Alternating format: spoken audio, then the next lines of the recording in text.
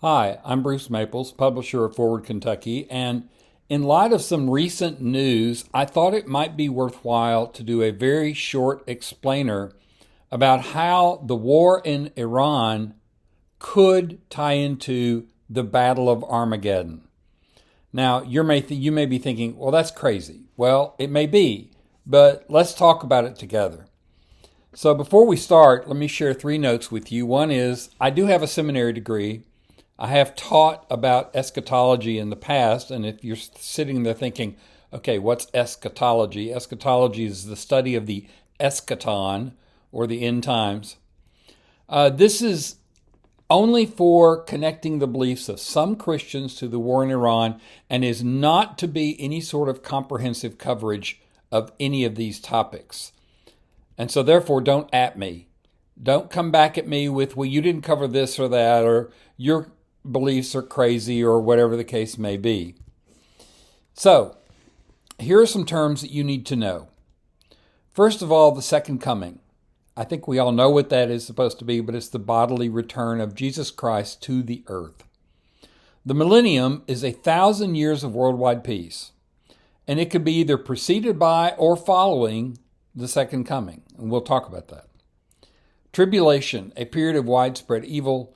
Persecution of Christians, that's the key point of the tribulation. And finally, Armageddon is a massive battle between the forces of good and evil. Now, I said that it could come that the millennium could come either before or after the return of Christ. So that leads us to these three views. There's the premillennial view that Christ comes and then we have the millennium.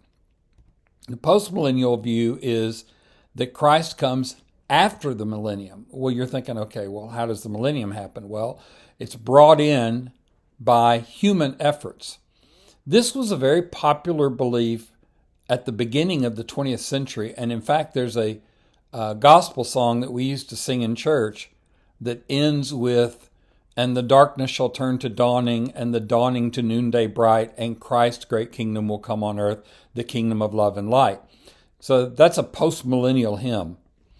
Then there's amillennial, which believes that the millennium is not an actual 1,000-year period. It is a symbolic concept, and that trying to tie it into some sort of actual period of time is just mistaken interpretation. So, what does this lead to? Well, postmillennialism is not part of this picture, and obviously amillennialism is not either. The only thing that ties in here is premillennial beliefs. And there are two kinds of those, believe it or not. They get split further. One is post-tribulational premillennialism. Don't you love these words? So we have the tribulation, the persecutions of Christians, the second coming, and then we have the millennium, and then we finally have the last judgment. So we have to have the tribulation first, and then Christ comes back, and then we have the millennium. The pre-tribulational, dispensational premillennialism believes that there is a rapture where the Christians leave the earth. They are raptured up into heaven, and they don't go through the tribulation. They don't have to. And the second coming is not just with Jesus and angels, but it's all these Christians who got raptured come back with Jesus at the time of the second coming, and we have the millennium. Well, in both of these timelines, according to most of the people who preach and teach these, here's where the Battle of Armageddon fits in. It fits in at the second coming. So, as part of the second coming, there is this battle, this huge battle in the Middle East that ties into that. Now, if you're sitting here thinking, well, that's an awful lot of timeline work, well, let me show you something. I went out and I did a search, Armageddon timeline images. You could try this. Go to Google or Bing and search for Armageddon timeline and choose images, and you'll get something like this. And you can see that there are people who have done really intense work on trying to parse out everything the Bible might say about the second coming. Okay, so why am I talking about this? There are some reports that seem to be verifiable that certain leaders in our military forces are telling the troops that this battle is part of God's plan for the second coming. In other words, this battle is to trigger Armageddon. And so Armageddon then leads to the return of Christ and the millennium.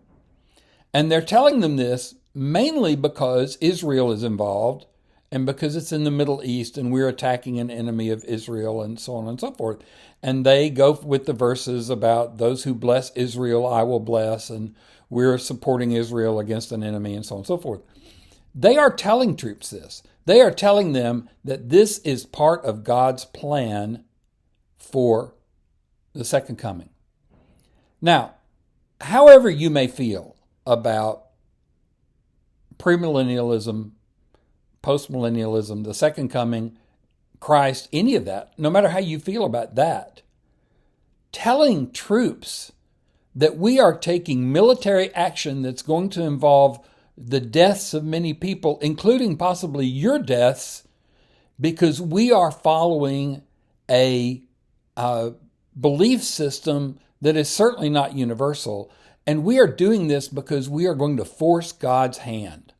We are going to push God into starting Armageddon. That is so wrong.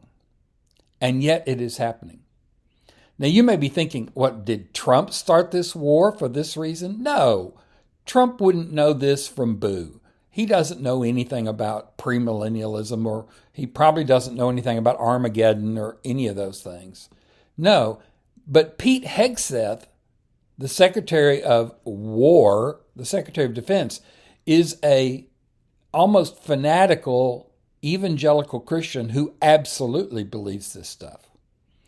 So I'm simply laying this out so you have the explainer in front of you. So when you hear these terms and you hear these reports, you understand some of where it's coming from. It's absolutely wrong. It has no place in military work. And it is, beyond that, it's, in my opinion, almost sacrilegious to believe that we can force the hand of God. If you believe in God, we can force the hand of God by doing a military exercise. So that's the explainer. Glad to have any comments you have, but like I said, don't at me about you didn't do it right or whatever the case may be. This is just an overview for those people who did not grow up in this space and are not familiar with it. Okay, thanks for watching.